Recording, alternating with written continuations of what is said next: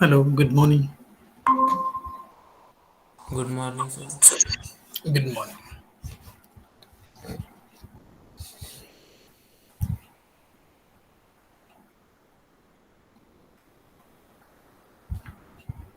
एक मिनिट.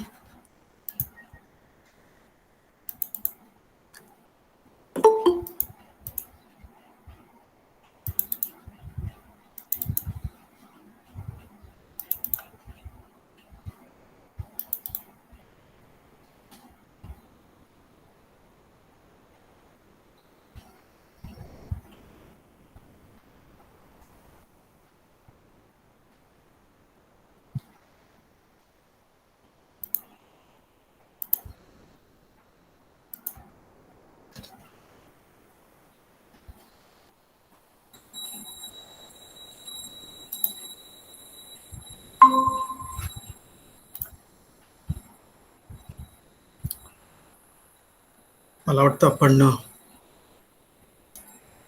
सुरुवात करूया.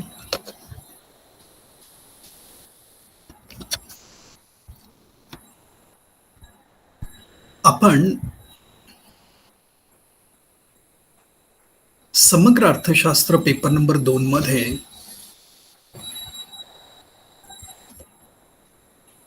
समग्र अर्थशास्त्र म्हणजे काय, समग्र अर्थशास्त्राचे स्वरूप, त्याची व्याप्ती, समग्र अर्थशास्त्रीय विश्लेषणाचे महत्त्व, त्याच्या मर्यादा या प्रश्नांचा अभ्यास केलेला आहे. त्यानंतर आपण द्विक्षेत्र बंदिस्त अर्थव्यवस्थेतील उत्पन्नाचा चक्रीय प्रवाह, त्रिक्षेत्र बंदिस्त अर्थव्यवस्थेतील उत्पन्नाचा चक्रीय प्रवाह आणि चतुक्षेत्र मुक्त अर्थव्यवस्थेतील उत्पन्नाचा चक्रीय प्रवाह या प्रश्नांचा अभ्यास केलेला.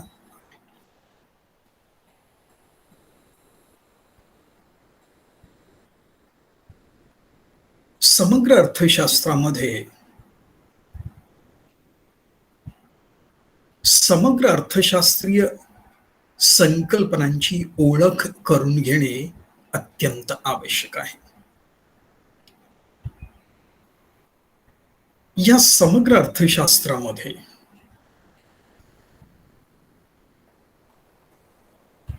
राष्ट्रीय उत्पन्न, राष्ट्रीय उत्पन्नाच्या विविध संकल्पना,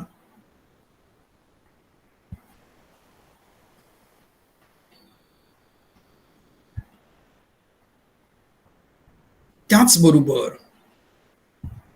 राष्ट्रीय उत्पन्नाचा चक्रीय प्रवाह, राष्ट्रीय उत्पन्नाच्या मापनाच्या पद्धती आणि राष्ट्रीय उत्पन्न मापनातील अडचणी समजावून घेणे अत्यंत आवश्यक आहे. किंबहुना आपण असं म्हणूया, समग्र अर्थशास्त्राचे हे अविभाज्य अंग म्हणून ओळखले जातात. समग्र अर्थशास्त्रामध्ये या संकल्पना महत्वाच्या म्हणून ओळखल्या जातात.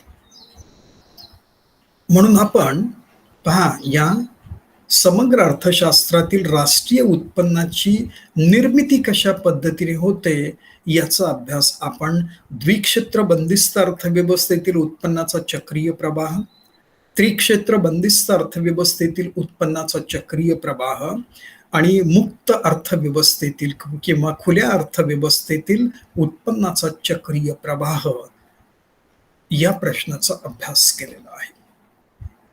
आज आपण राष्ट्रीय उत्पन्न म्हणजे काय, राष्ट्रीय उत्पन्नाच्या विविध संकल्पनांचा अभ्यास करणार आहोत.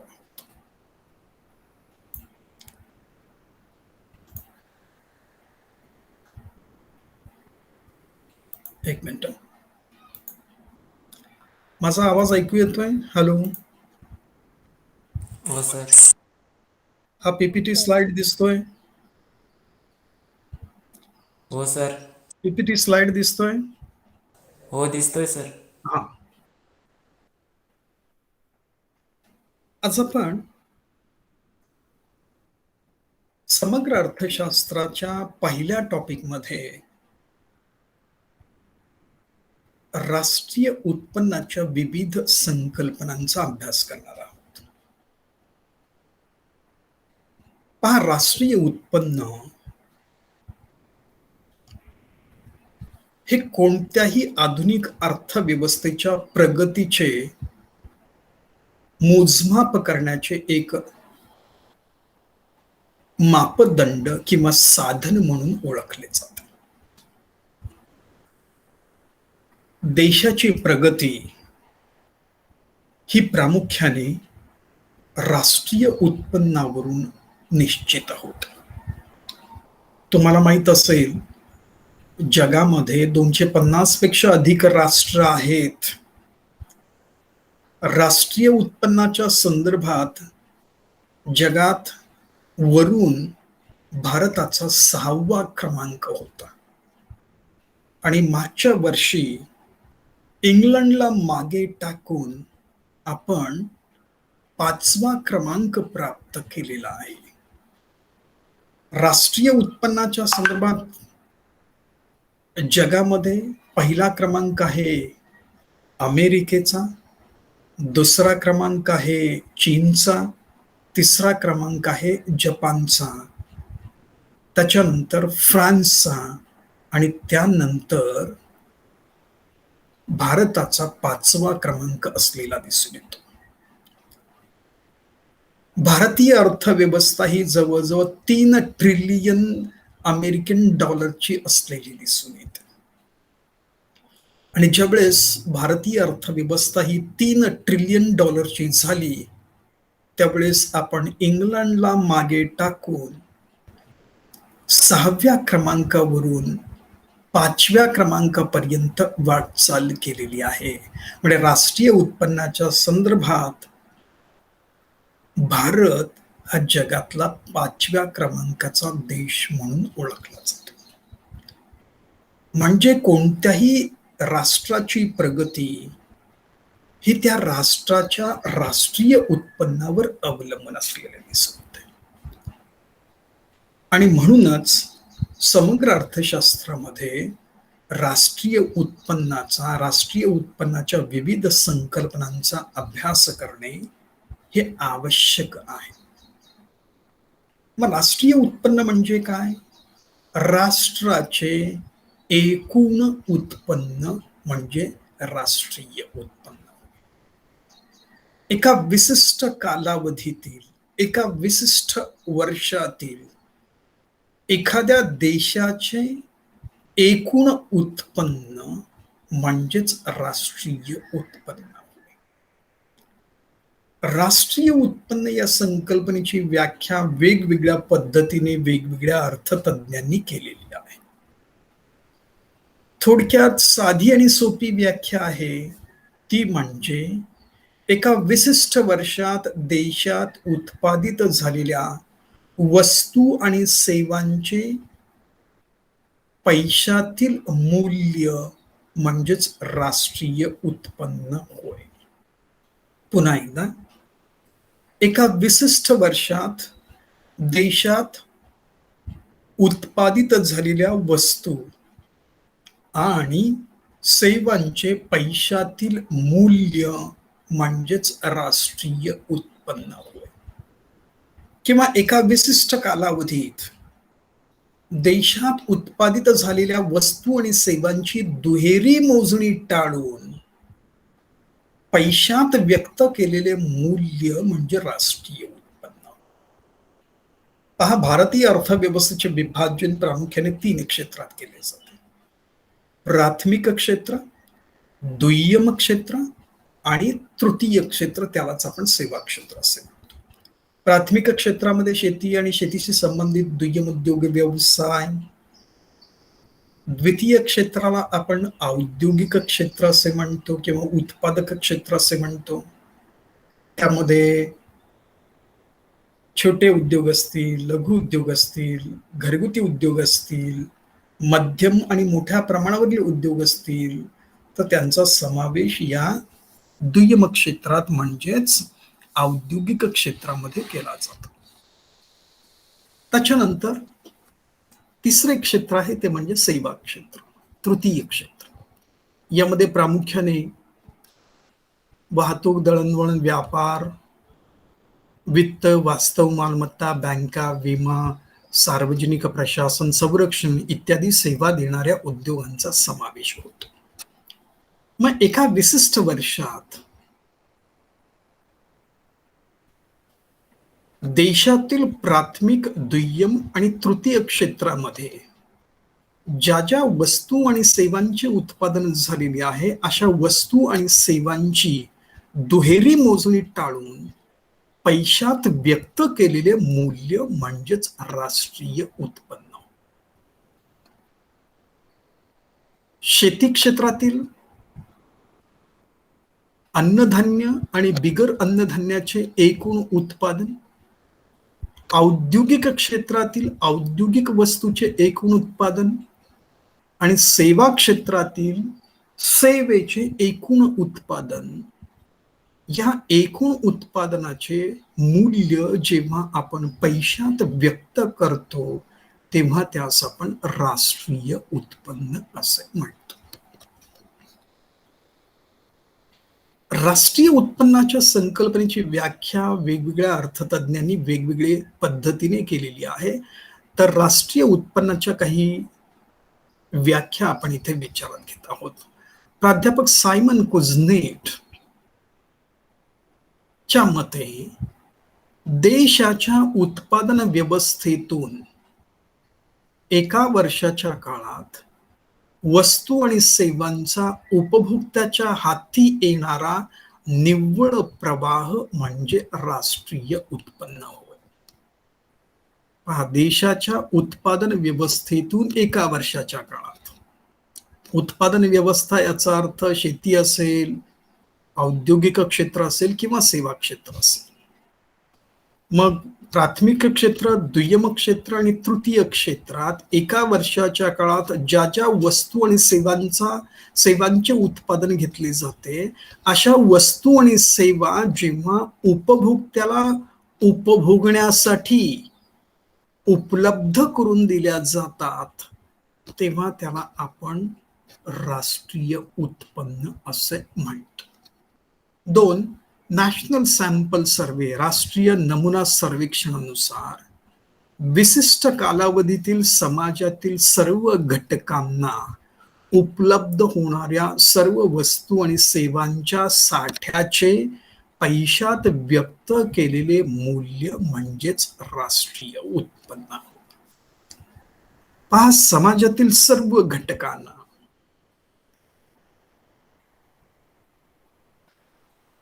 समाजातील सर्व घटक म्हटल्यानंतर उपभोक्ते आहेत, उद्योग संस्था आहे आणि सरकार देखील आहे. मग एका विशिष्ट कालावधीत समाजातील सर्व घटकांना उपलब्ध होणाऱ्या सर्व वस्तू आणि सेवांच्या साठ्यांची पैशात व्यक्त केलेले मूल्य म्हणजेच राष्ट्रीय उत्पन्न. थोडक्यात, एका विशिष्ट कालावधीतील एकूण वस्तू आणि सेवांचे पैशातील एकूण वस्तू आणि सेवांचे पैशातील मूल्य म्हणजे राष्ट्रीय उत्पन्न. मग राष्ट्रीय उत्पन्नाच्या संकल्पनेची वैशिष्ट्ये कोणकोणती आहेत? तर त्यामध्ये एक राष्ट्रीय उत्पन्नाची संकल्पना ही प्रवाही स्वरूपाची असलेली दिसून येते. म्हणजे अर्थव्यवस्थेत सातत्याने जसजसे वस्तू आणि सेवांच्या उत्पादनात वाढ होत जाते तसे राष्ट्रीय उत्पन्नात वाढ होत गेलेली दिसून येते. म्हणूनच राष्ट्रीय उत्पन्न किंवा राष्ट्रीय उत्पन्नाची संकल्पना ही प्रवाही संकल्पना म्हणून ओळखली जाते. 2. मौद्रिक साधन. राष्ट्रीय उत्पन्न हे मौद्रिक साधन म्हणून ओळखले जाते. पहा, एका विशिष्ट वर्षात प्राथमिक क्षेत्र, दुय्यम क्षेत्र आणि तृतीय क्षेत्रामध्ये ज्या वस्तू आणि सेवांचे उत्पादन केले जाते त्या वस्तू आणि सेवांचे मूल्य हे आपण पैशात व्यक्त करतो. म्हणजे राष्ट्रीय उत्पन्नाचे मोजमाप करणारे साधन म्हणजेच पैसा. मौद्रिक साधन. मौद्रिक म्हणजे पैसा, मुद्रा म्हणजे पैसा, लक्षात घ्या. म्हणजे थोडक्यात वस्तू आणि सेवांचे पैशातील मूल्य, वस्तू आणि सेवांचे मूल्य आपण पैशात व्यक्त करतो, त्यालाच आपण मौद्रिक साधन असे म्हणतो. त्याच्यानंतर राष्ट्रीय उत्पन्नाची संकल्पना ही समग्रलक्षी संकल्पना असलेली दिसून येते. समग्र याचा अर्थ एकूण. समग्र म्हणजे एकूणाचा अभ्यास. इथे या समग्र अर्थशास्त्रामध्ये एका व्यक्तीच्या उत्पन्नाचा अभ्यास न करता संपूर्ण राष्ट्राच्या उत्पन्नाचा, संपूर्ण देशाच्या उत्पन्नाचा जो एकत्रित अभ्यास केला जातो त्यालाच आपण समग्र अर्थशास्त्राचा अभ्यास असे म्हणतो. मग राष्ट्रीय उत्पन्न ही समग्र लक्षी संकल्पना असलेली दिसून येते. त्याच्यानंतर राष्ट्रीय उत्पन्न आर्थिक प्रगतीचा एक दर्शक, आर्थिक प्रगतीचे मोजमाप करणारे एक साधन म्हणून ओळखले जाते. मगाशी मी तुम्हाला सांगितलं, जगामध्ये 250 पेक्षा अधिक राष्ट्र आहेत आणि 250 राष्ट्रांच्या यादीमध्ये राष्ट्रीय उत्पन्नाच्या संदर्भात भारताचा 5वा क्रमांक असलेला दिसून येतो. म्हणजे राष्ट्रीय उत्पन्नाच्या संदर्भात भारताने जी प्रगती केलेली आहे त्याचाच परिणाम म्हणून आपण इंग्लंडला मागे टाकून 5वा क्रमांक मिळविलेला आहे. आणि नरेंद्र मोदींनी 2025 पर्यंत भारताच्या राष्ट्रीय उत्पन्नात $5 ट्रिलियन पर्यंत वाढ करण्याचे उद्दिष्ट ठरविलेले आहे. जेव्हा आपली अर्थव्यवस्था, आपल्या अर्थव्यवस्थेचे राष्ट्रीय उत्पन्न $5 ट्रिलियन इतके होईल तेव्हा आपण कदाचित 5व्या क्रमांकावरून 3ऱ्या क्रमांकापर्यंत वर झेप घेऊ शकतो. म्हणजे राष्ट्रीय उत्पन्न हे आर्थिक प्रगतीचे दर्शक, आर्थिक प्रगतीचे मोजमाप करणारे एक साधन म्हणून ओळखले जाते. त्याच्यानंतर अंतिम वस्तूचे मूल्य. पहा, राष्ट्रीय उत्पन्नाचे मोजमाप करीत असताना अंतिम वस्तूचे मूल्य विचारात घेतले जाते. अंतिम वस्तू म्हणजे ज्या वस्तू या उपभोगासाठी उपलब्ध आहेत, ज्या वस्तू या उपभोगासाठी उपलब्ध आहेत त्यांना आपण अंतिम वस्तू असे म्हणतो. राष्ट्रीय उत्पन्नाचे मोजमाप करीत असताना आपण कच्च्या मालाचा विचार करत नाही, कच्च्या मालाचे मूल्य विचारात घेत नाही, केवळ अंतिम वस्तूचे मूल्य विचारात घेतो. उदाहरणार्थ पहा, शेती क्षेत्रामध्ये फळांचे उत्पादन घेतले जाते आणि ही फळे औद्योगिक क्षेत्रामध्ये ज्यूस तयार करणाऱ्या कारखान्यांमध्ये कच्चा माल म्हणून उपयोगात आणले जाते. मग राष्ट्रीय उत्पन्नाचे मोजमाप करीत असताना फळांचे मूल्य विचारात घेतले जात नाही, कारण फळांचा उपयोग ज्यूस तयार करण्यासाठी कच्चा माल म्हणून उपयोगात आणला जातो. मग राष्ट्रीय उत्पन्नाचे मोजमाप करताना या कच्च्या मालाचे मूल्य विचारात न घेता त्या फळांवर जी प्रक्रिया केली जाते आणि त्यापासून जे शीतपेय तयार केले जाते, ज्याला आपण कोल्ड्रिंक्स, ज्याला आपण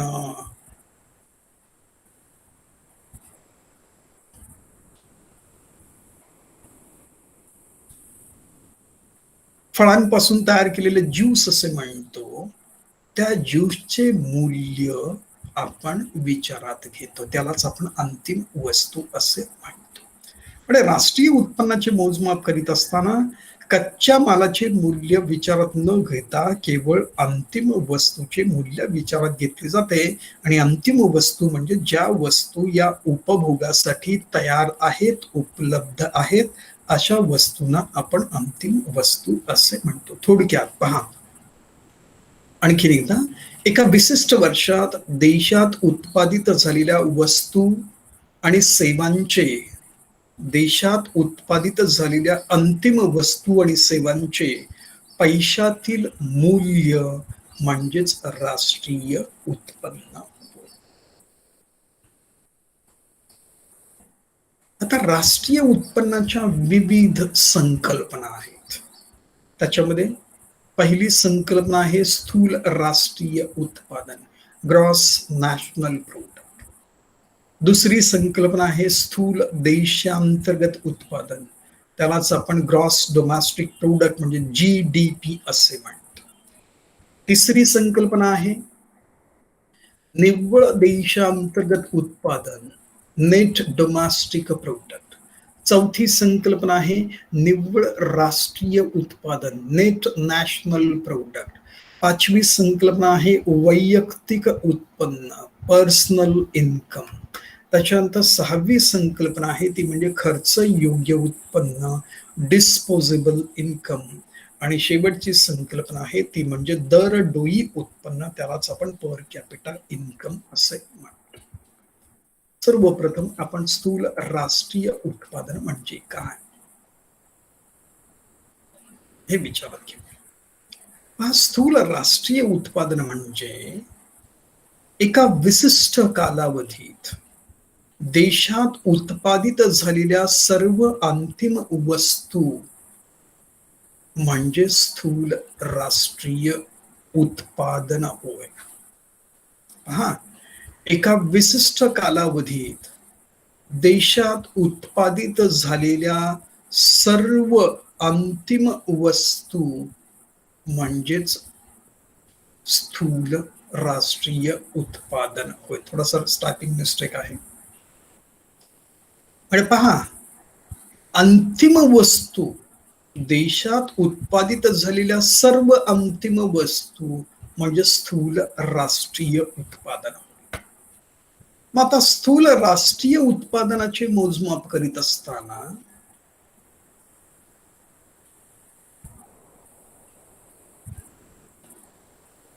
सी म्हणजे उपभोग खर्च, आय म्हणजे गुंतवणूक खर्च, जी म्हणजे सरकारी खर्च, एक्स म्हणजे निर्यात, एम म्हणजे आयात. पहा इथे 4 क्षेत्र दर्शविलेली आहेत. आपण द्विक्षेत्र बंदिस्त अर्थव्यवस्थेतील राष्ट्रीय उत्पन्नाच्या चक्रीय प्रवाहामध्ये सी आणि आय चा विचार केलेला आहे. सी म्हणजे घरगुती क्षेत्र आणि आय म्हणजे उद्योग क्षेत्र, इन्व्हेस्टमेंट एक्सपेंडिचर. त्रिक्षेत्र बंदिस्त अर्थव्यवस्थेतील राष्ट्रीय उत्पन्नाच्या चक्रीय प्रवाहामध्ये आपण 3 क्षेत्राचा अभ्यास केलेला आहे. सी म्हणजे घरगुती क्षेत्र, आय म्हणजे उद्योग क्षेत्र, कन्झम्पशन एक्सपेंडिचर, इन्व्हेस्टमेंट एक्सपेंडिचर, आणि जी म्हणजे सरकारी क्षेत्र, गव्हर्नमेंट एक्सपेंडिचर. आणि चतुक्षेत्र मुक्त अर्थव्यवस्थेमध्ये आपण परकीय क्षेत्राचा अभ्यास केलेला आहे. एक्स म्हणजे निर्यात, एम म्हणजे आयात, निर्यातीतून आपण आयात वजा केली असता आपल्याला निव्वळ निर्यातीचे मूल्य प्राप्त होते. आणि त्याचबरोबर आर म्हणजे रिसीव्स म्हणजे प्राप्ती. भारतीय नागरिकांनी विदेशात मिळवलेले उत्पन्न म्हणजे प्राप्ती, पेमेंट्स विदेशी नागरिकांनी भारतात मिळवलेले उत्पन्न. पहा, भारतीय नागरिकांनी विदेशात मिळवलेल्या उत्पन्नातून विदेशी नागरिकांनी भारतात मिळवलेले उत्पन्न वजा केले असता आपल्याला स्थूल राष्ट्रीय उत्पादन प्राप्त होते. आणि स्थूल राष्ट्रीय उत्पादन मोजताना सर्व अंतिम वस्तूंना त्यांच्या किमतीने गुणले जाते. म्हणजे थोडक्यात सर्व अंतिम वस्तूचे पैशातील मूल्य म्हणजे स्थूल राष्ट्रीय उत्पादन. स्थूल याचा अर्थ एकूण. एकूण राष्ट्रीय उत्पादनामध्ये उपभोग खर्च, गुंतवणूक खर्च, सरकारी खर्च, निव्वळ निर्यात आणि निव्वळ प्राप्ती यांचा समावेश होतो. एका विशिष्ट कालावधीत देशात उत्पादित झालेल्या सर्व अंतिम वस्तूंचे पैशातील मूल्य म्हणजे स्थूल राष्ट्रीय उत्पादन होय. स्थूल राष्ट्रीय उत्पादन काढत असताना सर्व अंतिम वस्तूंना त्यांच्या किमतीने गुणले जाते. त्याच्यानंतर स्थूल देशांतर्गत उत्पादन. स्थूल म्हणजे एकूण. स्थूल देशांतर्गत उत्पादनाची संकल्पना, आपल्या उत्पादनाच्या संकल्पनेची व्याख्या आपल्याला अशा पद्धतीने करता येईल. एका आर्थिक वर्षात, आर्थिक वर्ष हे 1 एप्रिलला सुरू होतं, लक्षात घ्या. 1 एप्रिल ते 31 मार्च हे आर्थिक वर्ष म्हणून ओळखले जाते. पण नवीन वर्षाचा आपण विचार केला तर 1 जानेवारीला नवीन वर्षाची सुरुवात होते, पण आर्थिक वर्षाची सुरुवात ही 1 एप्रिल पासून सुरू होते. मग एका आर्थिक वर्षात देशाच्या भौगोलिक सीमांच्या आत तयार झालेल्या सर्व अंतिम वस्तू आणि सेवांचे पैशातील मूल्य म्हणजे स्थूल देशांतर्गत उत्पादन होय. पहा, भौगोलिक सीमा आहे, त्याचबरोबर सागरी सीमा देखील आहे. बरोबर आहे. भारत हा दोन्ही बाजूने समुद्राने वेढलेला आहे. मग भारताची एक समुद्राची हद्द असलेली दिसून येते. एक विशिष्ट सागरी मर्यादा भारताच्या मालकीची आहे. मग भौगोलिक सीमा पहा, भौगोलिक सीमेचा आपण विचार केला तर एकीकडे पाकिस्तानची भौगोलिक सीमा जिथून सुरू होते, बांगलादेशची भौगोलिक सीमा जिथून सुरुवात होते आणि चीनची भौगोलिक सीमा जिथून सुरुवात होते त्या, आणि नेपाळची भौगोलिक सीमा जिथून सुरुवात होते, तिबेटची भौगोलिक सीमा जिथून सुरुवात होते त्या भौगोलिक सीमा रेषेच्या आत आणि सागरी हद्दीमध्ये. सागरी हद्दीचा विचार का केला जातो? कारण समुद्रामध्ये माशांचे उत्पादन देखील विचारात घेतले जाते. राष्ट्रीय उत्पन्नाचे मोजमाप करीत असताना समुद्रातील माशांचे पैशातील उत्पन्न, समुद्रातील माशांच्या उत्पादनाचे पैशातील मूल्य विचारात घेतले जाते. म्हणून स्थूल देशांतर्गत उत्पादनाची व्याख्या करीत असताना, GDPची व्याख्या करीत असताना एका आर्थिक वर्षात देशाच्या भौगोलिक सीमेच्या आत आणि त्याचबरोबर सागरी सीमेच्या आत तयार झालेल्या सर्व अंतिम वस्तू आणि सेवांचे पैशातील मूल्य म्हणजे स्थूल देशांतर्गत उत्पादन होय. स्थूल देशांतर्गत उत्पादन मोजत असताना भारतीय नागरिकांनी विदेशात मिळवलेले उत्पन्न विचारात घेतले जात नाही, तसेच विदेशी नागरिकांनी भारतात मिळवलेले उत्पन्न देखील विचारात घेतले जात नाही. स्थूल राष्ट्रीय उत्पादन आणि स्थूल देशांतर्गत उत्पादन यामध्ये हा महत्वाचा फरक आहे. स्थूल राष्ट्रीय उत्पादनामध्ये भारतीय नागरिकांनी विदेशात मिळवलेले उत्पन्न आणि विदेशी नागरिकांनी भारतात मिळवलेल्या उत्पन्नाचा विचार केला जातो. परंतु स्थूल देशांतर्गत उत्पादन मोजत असताना भारतीय नागरिकांनी विदेशात मिळवलेले उत्पन्न आणि विदेशी नागरिकांनी भारतात मिळवलेले उत्पन्न विचारात घेतले जात नाही. आता स्थूल देशांतर्गत उत्पादन दोन पद्धतीने मांडता येते. एक बंदिस्त अर्थव्यवस्थेच्या संदर्भात GDP is equal to C+I+G. GDP याचा अर्थ स्थूल देशांतर्गत उत्पादन बरोबर C म्हणजे उपभोग खर्च, I म्हणजे गुंतवणूक खर्च आणि G म्हणजे सरकारी क्षेत्र. म्हणजे घरगुती क्षेत्र, उद्योग क्षेत्र आणि सरकारी क्षेत्र. एका आर्थिक वर्षात देशाच्या भौगोलिक सीमेच्या आणि सागरी सीमेच्या आत तयार झालेल्या सर्व अंतिम वस्तू आणि सेवांचे पैशातील मूल्य म्हणजे स्थूल देशांतर्गत उत्पादन. आणि दोन, मुक्त किंवा खुल्या अर्थव्यवस्थेसाठी म्हणजे पहा, बंदिस्त अर्थव्यवस्थेमध्ये वस्तूची आयात आणि निर्यात केली जात नाही आणि मुक्त अर्थव्यवस्थेमध्ये वस्तूची निर्यात आणि वस्तूची आयात केली जाते. त्यामुळे GDP मध्ये निर्यातीचे मूल्य आणि आयातीचे मूल्य विचारात घेतले जाते. निर्यातीच्या मूल्यातून आयातीचे मूल्य आपण वजा केले तर निव्वळ निर्यातीचे मूल्य प्राप्त होते. मुक्त अर्थव्यवस्थेसाठी GDP बरोबर C+I+G+G+X-M. म्हणजे घरगुती क्षेत्र, उद्योग क्षेत्र, सरकारी क्षेत्र आणि परकीय क्षेत्र या चार क्षेत्रांचा समावेश GDP मध्ये केला जातो. लक्षात ठेवा, स्थूल राष्ट्रीय उत्पादनामध्ये भारतीय नागरिकांनी विदेशात मिळवलेले उत्पन्न आणि विदेशी नागरिकांनी भारतात मिळवलेले उत्पन्न विचारात घेतले जाते. परंतु स्थूल देशांतर्गत उत्पादनामध्ये भारतीय नागरिकांनी विदेशात मिळवलेले उत्पन्न आणि विदेशी नागरिकांनी भारतात मिळवलेले उत्पन्न विचारात घेतले जात नाही. त्याला आपण स्थूल देशांतर्गत उत्पादन म्हणजे GDP असे म्हणतो.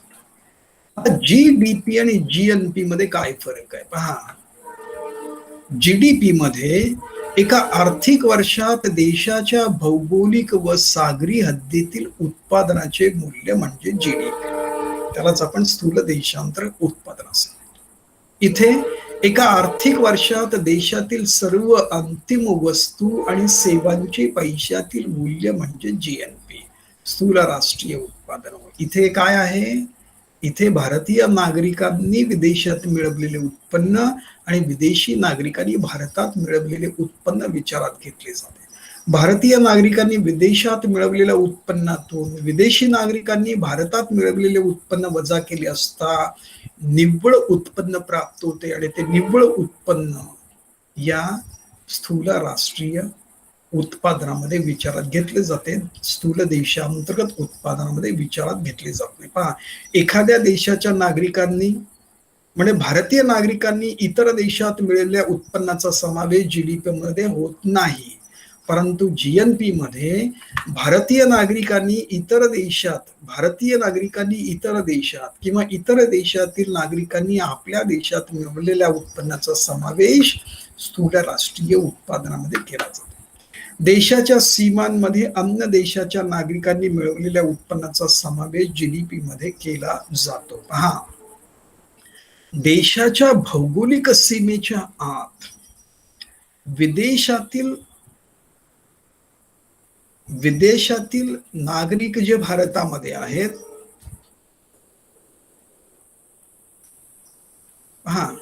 विदेशी नागरिक जे भारतात आहेत आणि त्यांनी जे उत्पन्न मिळवलेले आहे त्या उत्पन्नाचा समावेश GDP मध्ये केला जातो. पण GNP मध्ये एखाद्या देशात इतर देशाच्या नागरिकांनी मिळवलेले उत्पन्न विचारात घेतले जात नाही. अशा पद्धतीने हा फरक आहे. त्याच्यानंतर पहा, GDP आणि GNP चे मोजमाप दोन पद्धतीने केले जाते. एक बाजार किमतीनुसार GDP, GNP, NDP आणि NNP. स्थूल देशांतर्गत उत्पादन, स्थूल राष्ट्रीय उत्पादन, निव्वळ देशांतर्गत उत्पादन आणि निव्वळ राष्ट्रीय उत्पन्नाचे मोजमाप केले जाते. घटक खर्चानुसार, घटक म्हणजे उत्पादनाचे 4 घटक आहेत: भूमी, श्रम, भांडवल आणि संयोजन कौशल्य. या 4 उत्पादन घटकांना खंड, वेतन, व्याज, नफा या स्वरूपामध्ये मोबदला दिला जातो. म्हणजेच हा जो काही खर्च आहे त्याला आपण घटक खर्च असे म्हणतो. म्हणजे बाजारपेठेमध्ये वस्तूची जी किंमत आहे ती किंमत विचारात घेऊन राष्ट्रीय उत्पन्नाचे जेव्हा मोजमाप केले जाते तेव्हा त्यास आपण बाजार किमतीनुसार केले जाणारे राष्ट्रीय उत्पन्नाचे मोजमाप असे म्हणतो. आणि त्याच्यानंतर घटक खर्चानुसार म्हणजे एखाद्या वस्तूच्या उत्पादनासाठी विविध उत्पादन घटकांवर जो खर्च करण्यात आलेला आहे तो खर्च विचारात घेऊन जर राष्ट्रीय उत्पन्नाचे मोजमाप केले जात असेल तर त्यास आपण घटक खर्चानुसार राष्ट्रीय उत्पन्नाचे मोजमाप असे म्हणतो. सर्वप्रथम आपण बाजार किमतीनुसार स्थूल देशांतर्गत उत्पादनाचे मूल्य विचारात घेऊया. जीडीपी ॲट एमपी म्हणजे मार्केट प्राइस. बाजार किमतीनुसार स्थूल देशांतर्गत उत्पादन. आता स्थूल देशांतर्गत उत्पादनामध्ये पहा, स्थूल देशांतर्गत उत्पादन बरोबर C plus I plus G plus X minus M. म्हणजे इथे प्राप्ती आणि देणी, आर म्हणजे प्राप्ती आणि पी म्हणजे देणी यांचा समावेश नाही. पण इथे घटक खर्चानुसार आपण विचारात घेतला. घटक खर्चानुसार स्थूल देशांतर्गत उत्पादनामध्ये C plus I plus G plus X minus M plus S minus T. S म्हणजे अनुदान सबसिडीज आणि टी म्हणजे टॅक्सेस. पहा, C plus I plus G plus X निर्यातीतून, एम म्हणजे आयात वजा केली असता आपल्याला निर्यातीचे निव्वळ मूल्य प्राप्त होते आणि अनुदानातून कराची रक्कम आपण जर वजा केली तर आपल्याला निव्वळ उत्पन्न प्राप्त होते. यालाच आपण घटक खर्चानुसार स्थूल देशांतर्गत उत्पादनाचे मोजमाप असे म्हणतो. त्याच्यानंतर बाजार किमतीनुसार स्थूल राष्ट्रीय उत्पादनाचे मोजमाप. आता बाजार किमतीनुसार स्थूल राष्ट्रीय उत्पादनाचे मोजमाप करीत असताना पाहिजे जीएनपी, बरोबर आहे. जीएनपी मध्ये काय आहे, एक ऍडिशन आहे फक्त. काय आहे इथे, प्लस आर मायनस पी नाहीये, इथे प्लस आर मायनस पी आहे. आलं लक्षात.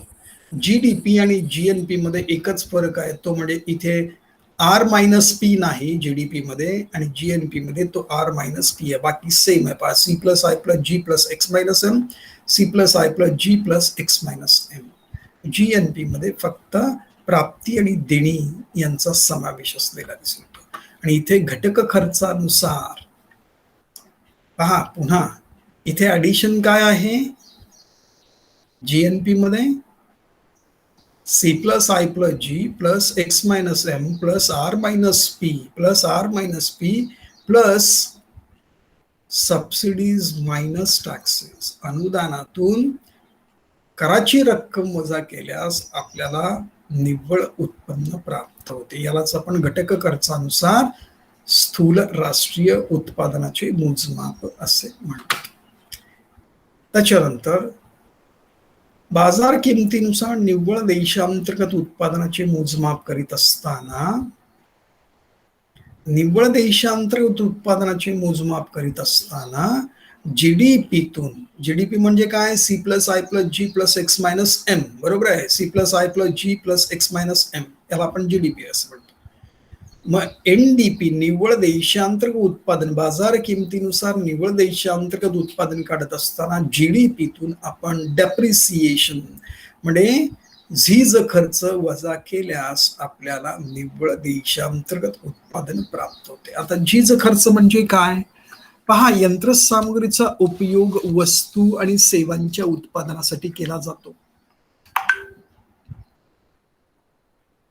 ही यंत्रसामुग्री वापराच्या काळात झिजत जाते. मग त्या यंत्रसामुग्रीची झीज भरून काढण्यासाठी उद्योजक आपल्या नफ्यातील काही विशिष्ट रक्कम बाजूला ठेवतात त्यालाच आपण घसारा खर्च असे म्हणतो. आणि त्या बाजूला ठेवलेल्या रकमेतून, घसारा खर्चाच्या रकमेतून त्या यंत्रसामुग्रीची पूर्ण झीज झाल्यानंतर तशाच प्रकारची एक नवीन यंत्रसामुग्री विकत घेतली जाते आणि त्याच्या जागी ती बसवली जाते. त्याला आपण डेप्रिसिएशन कॉस्ट, घसारा खर्च किंवा झीज खर्च असे म्हणतो.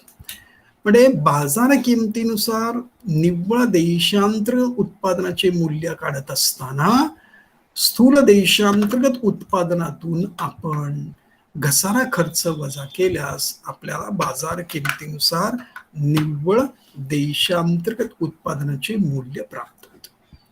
आता घटक खर्चानुसार निव्वळ देशांतर्गत उत्पादनाचे मूल्य काढत असताना पहा इथे जीडीपी काय आहे? C plus I plus G plus X minus M plus S minus T, अनुदान वजा कर. त्यातून आपण घसारा खर्च किंवा झीज खर्च वजा केल्यास आपल्याला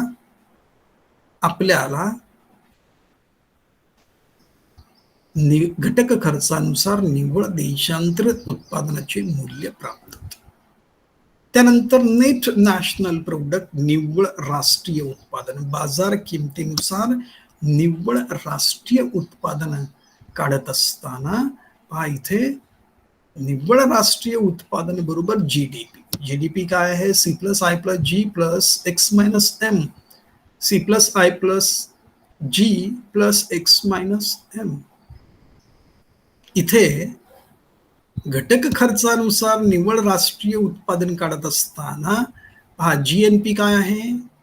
C plus I plus G X minus M R minus P plus S minus T minus D म्हणजे घसारा खर्च. थोडक्यात जीएनपी काढत असताना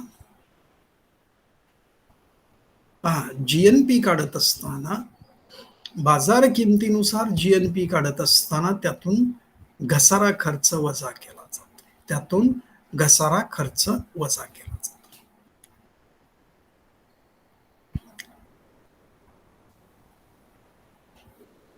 पहा इथे बाजार किमतीनुसार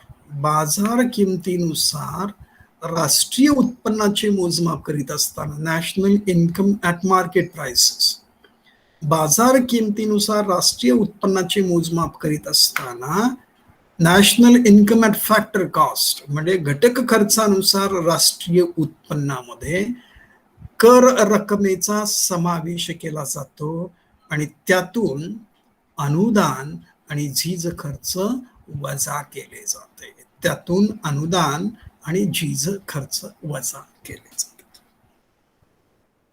त्यानंतर निव्वळ देशांतर्गत उत्पादन. मगाशी सांगितलं मी तुम्हाला, निव्वळ देशांतर्गत उत्पादन काढत असताना स्थूल देशांतर्गत उत्पादनातून घसारा खर्च किंवा झीज खर्च वजा केले असता आपल्याला निव्वळ देशांतर्गत उत्पादन प्राप्त होते. त्याच्यानंतर निव्वळ राष्ट्रीय उत्पादन काढत असताना स्थूल राष्ट्रीय उत्पादनातून आपण घसारा खर्च वजा केल्यास आपल्याला निव्वळ राष्ट्रीय उत्पादन प्राप्त होते. त्याच्यानंतर वैयक्तिक उत्पन्न, यालाच आपण व्यक्तिगत उत्पन्न असे देखील म्हणतो. आता वैयक्तिक उत्पन्न किंवा व्यक्तिगत उत्पन्न काढत असताना पहा राष्ट्रीय उत्पन्नामध्ये हस्तांतरणीय देणींचा समावेश केला जातो. हस्तांतरणीय देणी म्हणजे काय? त्याच्यामध्ये सरकारमार्फत दिले जाणारे पेन्शन, त्याचबरोबर बेकारांना दिला जाणारा बेकारी भत्ता असेल, तसेच लोकांना दिले जाणारे अनुदान असेल, यांना एकत्रितपणे आपण ट्रान्सफर पेमेंट म्हणजे हस्तांतरणीय देणी असे म्हणतो. म्हणजे राष्ट्रीय उत्पन्नामध्ये हस्तांतरणीय देणींचा समावेश केला जातो आणि त्यातून अनडिस्ट्रीब्युटेड प्रॉफिट्स ऑफ कॉर्पोरेट कंपनीज, उद्योग क्षेत्राने वितरित न केलेला म्हणजे न वाटलेला जो नफा आहे तो वजा केला जातो आणि त्यातून पुन्हा कॉर्पोरेट टॅक्स, उद्योग क्षेत्राचा निगम कर वजा केला जातो आणि पुन्हा त्यातून सामाजिक सुरक्षेसाठी जो सरकारने खर्च केलेला आहे तो वजा केला जातो. म्हणजे राष्ट्रीय उत्पन्नामध्ये हस्तांतरणीय देणीचा समावेश केला जातो. त्यातून उद्योगांनी न वाटलेला नफा वजा केला जातो. त्याचबरोबर निगम कंपन्यांमार्फत जो कर देण्यात आलेला असतो तो वजा केला जातो आणि शेवटी सरकारमार्फत सामाजिक सुरक्षा योजनांवर जो काही खर्च केला जातो. सामाजिक सुरक्षा म्हणजे कंपनीमध्ये काम करीत असताना जर एखाद्या कामगाराचा अपघात झाला तर त्याला जी नुकसान भरपाई दिली जाते त्याला आपण सामाजिक सुरक्षा खर्च असे म्हणतो. किंवा कंपनीमध्ये काम करणाऱ्या कर्मचाऱ्यांच्या मुलांच्या शिक्षणाची सुविधा उपलब्ध करून देण्यासाठी जो खर्च केला जातो त्याला आपण सामाजिक सुरक्षा खर्च असे म्हणतो. त्याच्यानंतर खर्च योग्य उत्पन्न. खर्च योग्य उत्पन्न म्हणजे जे उत्पन्न उपभोगासाठी उपलब्ध आहे त्याला आपण खर्च योग्य उत्पन्न असे म्हणतो. किंवा जे उत्पन्न उपभोग खर्चासाठी उपलब्ध आहे त्यास आपण खर्च योग्य उत्पन्न असे म्हणतो. म्हणजे उत्पन्नातून सरकारला कर दिल्यानंतर जे उत्पन्न शिल्लक राहते, उत्पन्नातून सरकारला कर दिल्यानंतर जे उत्पन्न शिल्लक राहते त्यास आपण खर्च योग्य उत्पन्न असे म्हणतो. आणि शेवटची संकल्पना आहे ती म्हणजे दरडोई उत्पन्न. प्रत्येक व्यक्तीच्या वाट्याला येणारे उत्पन्न म्हणजे दरडोई उत्पन्न.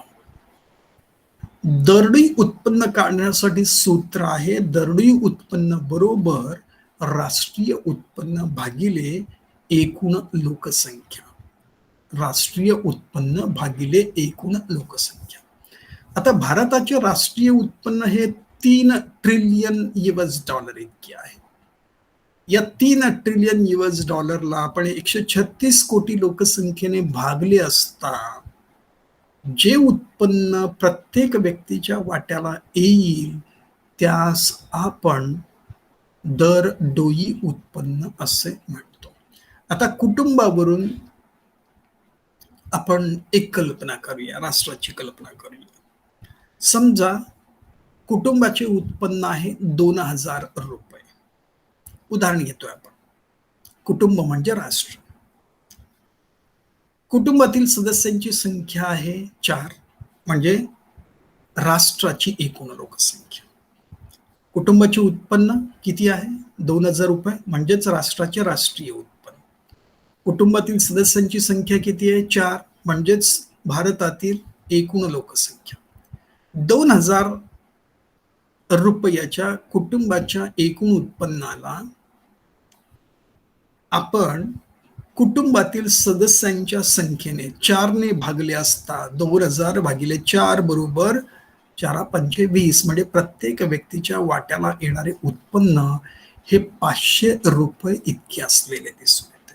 म्हणजे दरडोई उत्पन्न काढत असताना राष्ट्रीय उत्पन्नाला देशातील एकूण लोकसंख्येने भागले असता जे उत्पन्न प्राप्त होते त्यास आपण दरडोई उत्पन्न असे म्हणतो. म्हणजे पहा, राष्ट्रीय उत्पन्न म्हणजे काय? राष्ट्रीय उत्पन्न म्हणजे एका विशिष्ट वर्षात देशात उत्पादित झालेल्या अंतिम वस्तू आणि सेवांची पैशातील मूल्य म्हणजे राष्ट्रीय उत्पन्न. राष्ट्रीय उत्पन्नाच्या वेगवेगळ्या संकल्पना आहेत. त्याच्यामध्ये स्थूल राष्ट्रीय उत्पादन, मगाशी आपण पाहिलं पहा, स्थूल राष्ट्रीय उत्पादन. स्थूल राष्ट्रीय उत्पादनामध्ये आपण देशात उत्पादित झालेल्या अंतिम वस्तू आणि सेवांचे पैशातील मूल्य विचारात घेतोच, परंतु त्याचबरोबर आपल्याला जे उत्पन्न विदेशातून प्राप्त होते किंवा आपल्याला विदेशी लोकांना जे काही उत्पन्न द्यावे लागते हे देखील विचारात घेतले जाते. पण स्थूल देशांतर्गत उत्पादनामध्ये मात्र आपल्याला प्राप्त होणारे उत्पन्न आणि आपण विदेशी नागरिकांना जे देणे लागतो ते देणे यांचा विचार स्थूल देशांतर्गत उत्पादनामध्ये केला जात नाही. म्हणजे देशाच्या भौगोलिक सीमा आणि सागरी सीमेच्या आत उत्पादन झालेल्या अंतिम वस्तू आणि सेवांचे पैशातील मूल्य म्हणजेच स्थूल देशांतर्गत उत्पादन.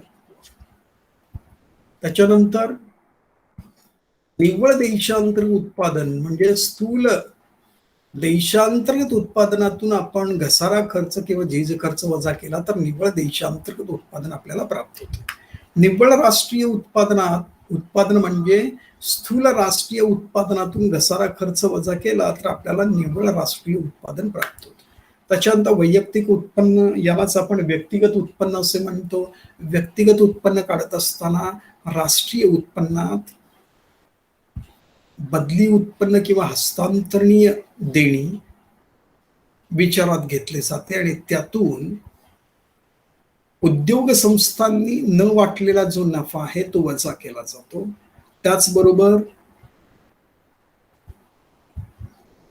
कंपन्यांमार्फत जो कर आकारला जातो, कंपन्यांवर जो कर आकारला जातो त्या कराची रक्कम ही वजा केली जाते आणि त्याचबरोबर सामाजिक सुरक्षेसाठी जो खर्च केला जातो तो वजा करून जी रक्कम शिल्लक राहते त्यास आपण वैयक्तिक उत्पन्न असे म्हणतो. खर्च योग्य उत्पन्न म्हणजे एकूण उत्पन्नातून कर वजा जाता जे उत्पन्न शिल्लक राहते त्यास आपण खर्च योग्य उत्पन्न असं म्हणतो.